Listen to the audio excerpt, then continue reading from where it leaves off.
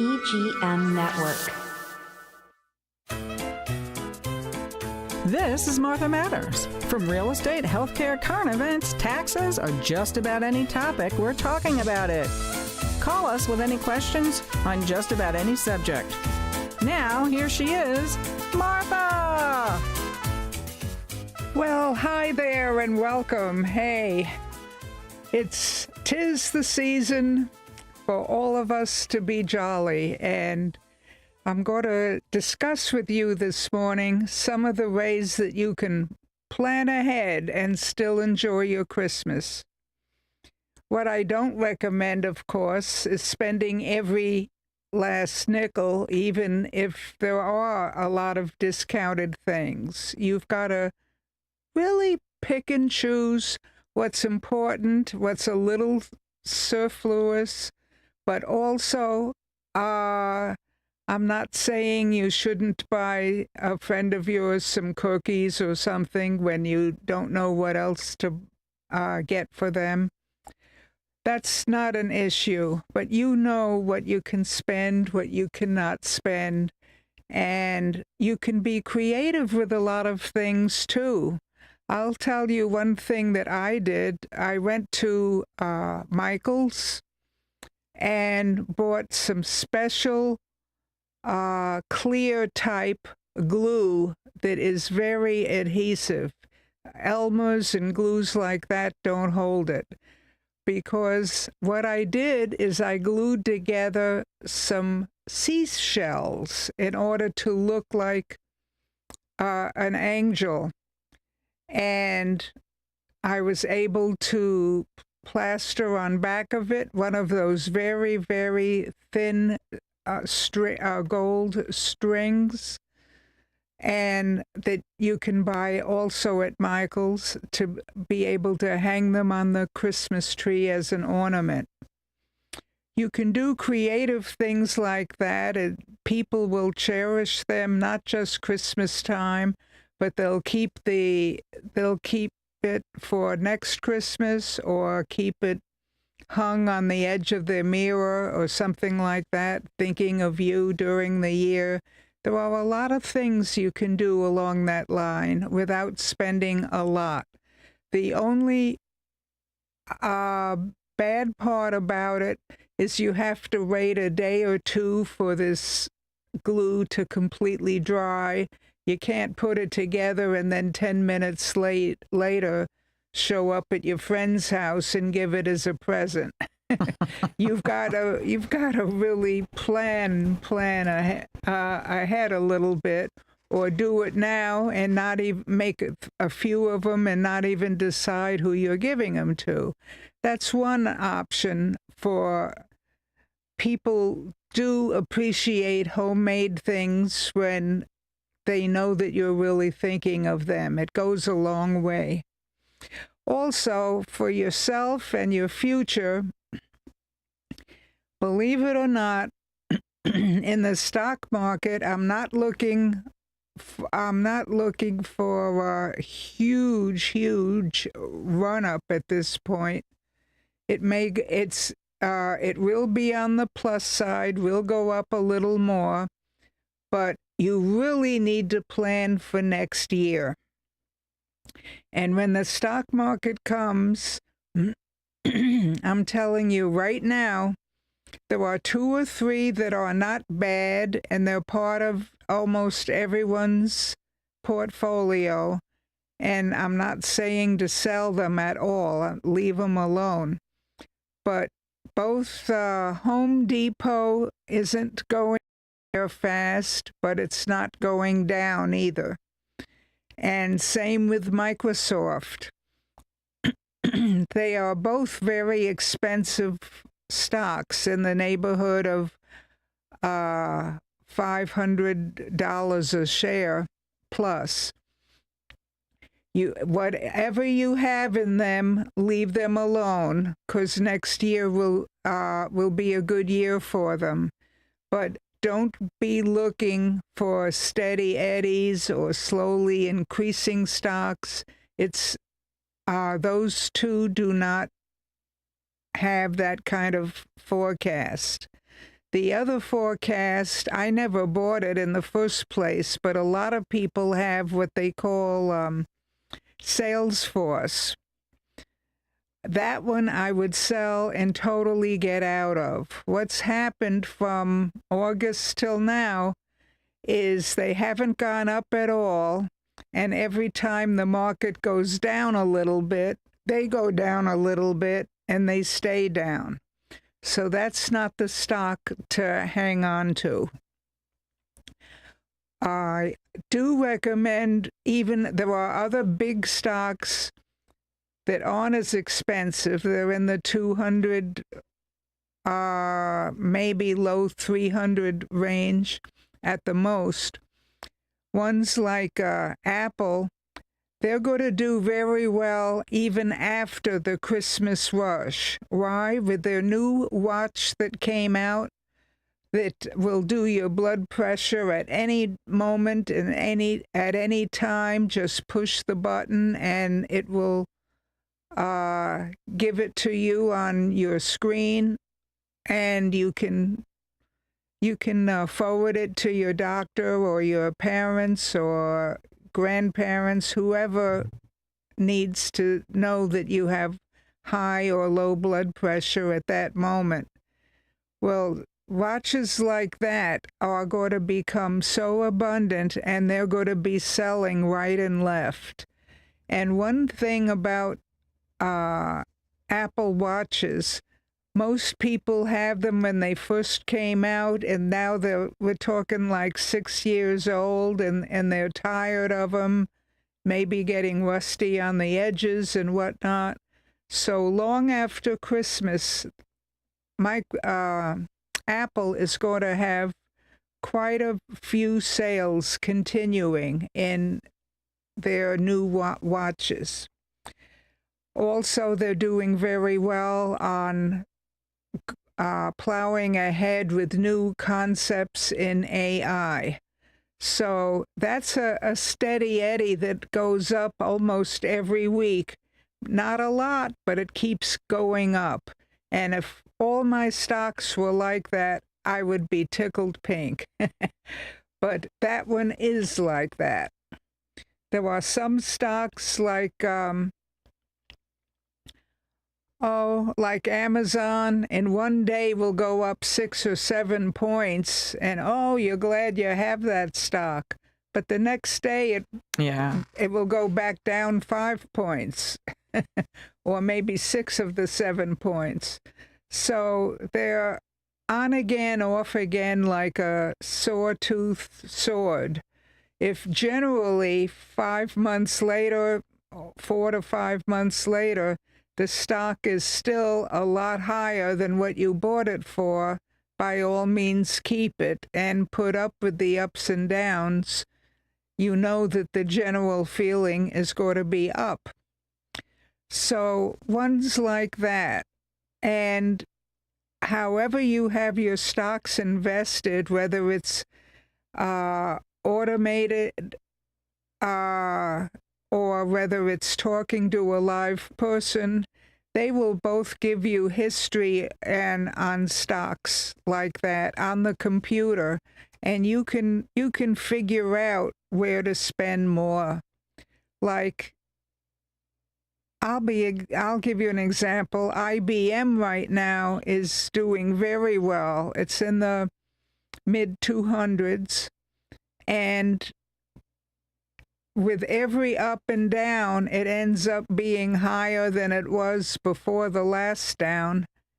And it's just generally going up, up, up. So if you have a few extra dollars in cash, I'd put the extra money into IBM rather than leaving it to go evenly with a bunch of other ones. You know, IBM stock, I've read recently that it's always been kind of a steady eddy. I know it's had its downfalls on other days, but a lot of the newer ones, they're touting them, but IBM just keeps going along at its regular course and keeps making money. Rather than some of these people are, I can't remember the names of them, but they're jumping on board with these other IT stocks and whatever. And IBM has been there for quite a long time and is still keep, inching along. Yes, and it's inching along now too. Right. Yeah. It's very good. And then the other one that's not in the same price range or less, really, I think it's a little over 100, is Exxon Mobil. Yeah, that's one of the ones that's like one of the rock solid ones that stays. That's rock solid and is a steady Eddie. Yeah. And the reason you're saying, but with oil going down and gasoline prices going down, how is it going up? And it's real easy to explain it. Exxon Mobil is as a stock on just about every mutual fund. Right, yeah. And because it's all over the place and everyone is buying daily mutual funds and little pieces of it, it is going up continually and will continue to go up. And the drilling cost being a little more expensive is not such a big deal. If it's a little more expensive right now because of what our administration's doing, we're selling those higher prices all the way around the globe to all many countries, over 30 or 40 countries.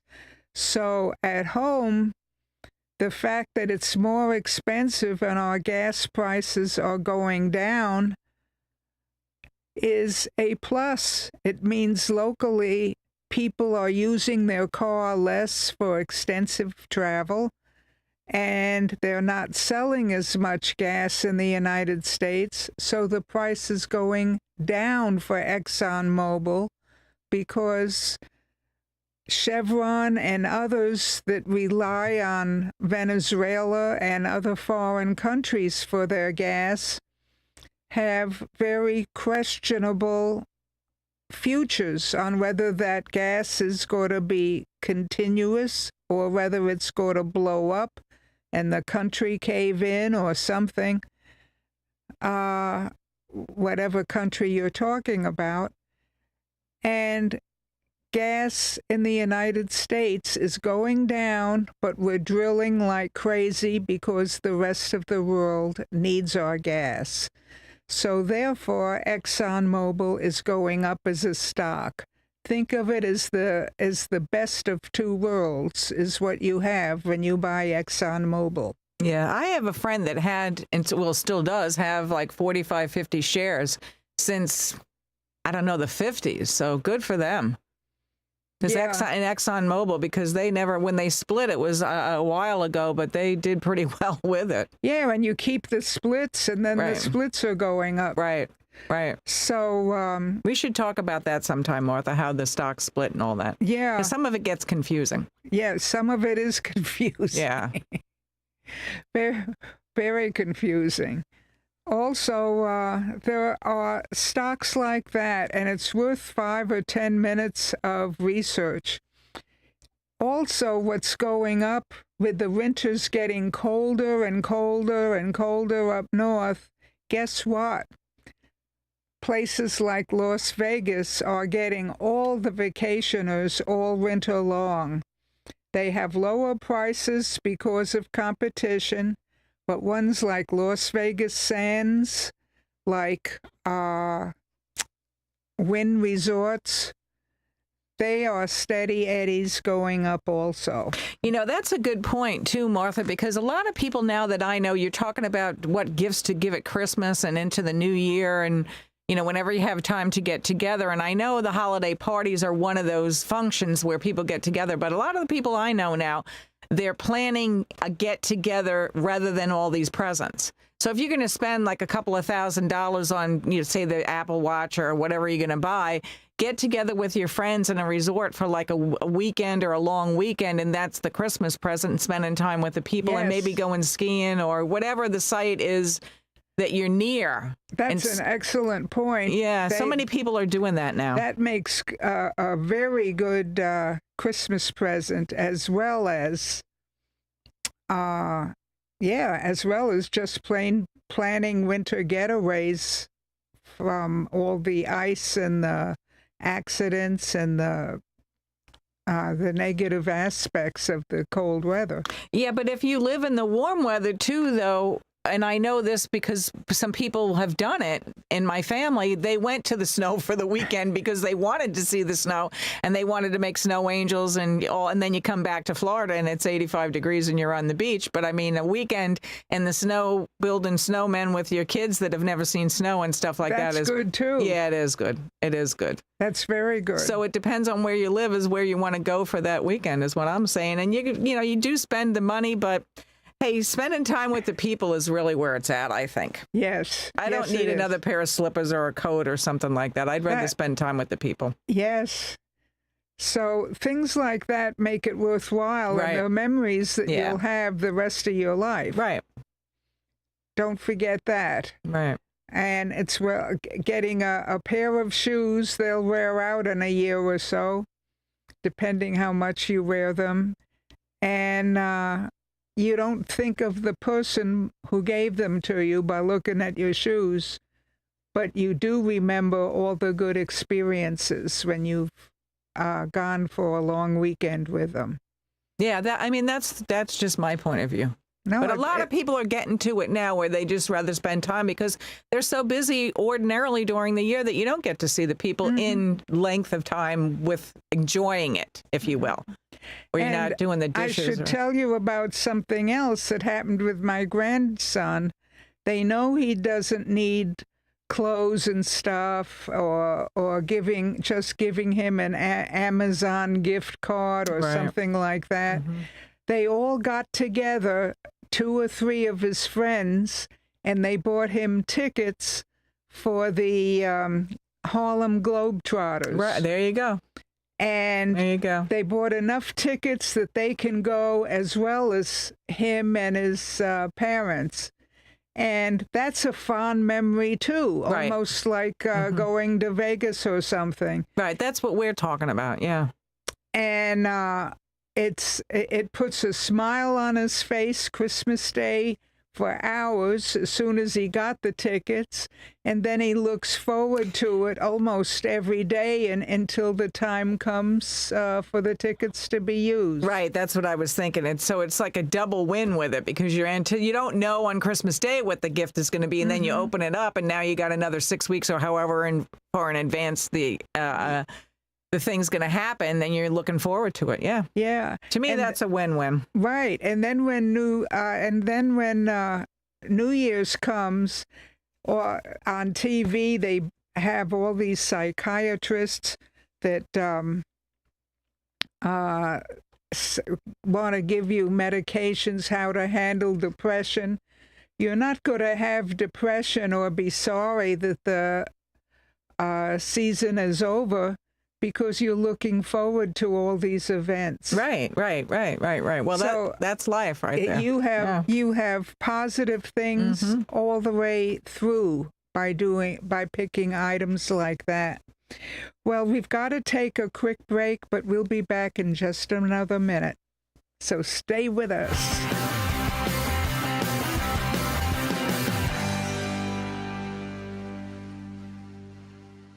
Create your restful retreat and save 50% now on all Tommy Bahama and Lexington furniture during the Home for the Holidays event at Sunshine Furniture. Sophisticated looks with a mix of coastal and Caribbean styles, Tommy Bahama offers everything you need for your personal paradise and is all half price. At Sunshine Furniture, we have the largest selection of in-stock coastal and casual sofas, love seats, chairs, slipcover sofas, bedroom dining, and occasional furniture from Four Seasons, Capri, Best Chair, Hooker, and Riverside. We're the outdoor furniture experts and have any style of patio furniture that you need, including a gallery of Made in America, Berlin Garden, Pollywood, Woodard, Lloyd Flanders, and Telescope. We specialize in replacement cushions, umbrellas, and fire pits. Come in now for our Home for the Holidays event and winter sale. Don't forget to visit our outlet and sales center directly across the street, Sunshine Furniture, 1295 US 1 in the Publix Plaza, Vero Beach. Visit our website at sunshinefurniturecasual.com.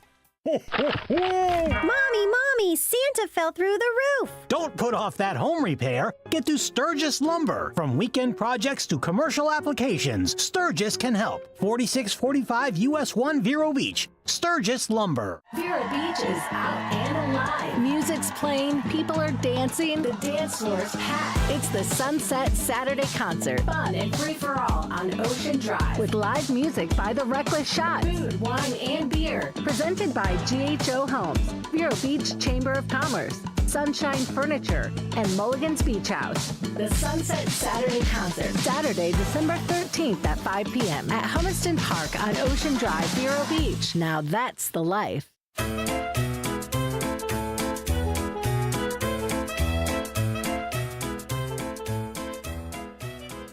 All right, welcome back. I want to also just touch for a moment on real estate. If you want to buy a house this coming year, certainly in January and February, not now yet, is a best time, and I mean the best time, for buying a home, especially if you need a mortgage. Prices are stabilizing or coming down a little, and then with the reduced mortgage interest getting comfortably, hopefully by the end of this month, getting into the 5% zone for just about everybody, is going to be a big, big help. Now, I've got to tell you, this next year, 2026, everybody is going to notice real estate is going to be very active.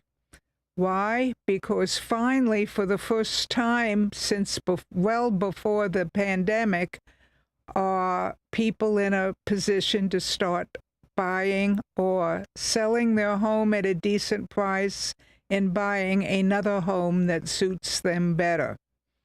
So the market is going to have much more to choose from, which they haven't in this past year. Also, in this past year, throughout the country, there are a lot of new developments, whole neighborhoods built from scratch.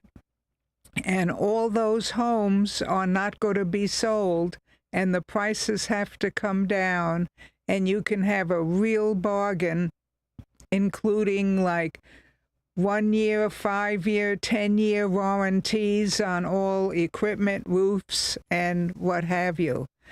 So the immediate future is good again, but 5 years from now, I'd be very surprised if we didn't have another slower real estate market. Things go in that cycle.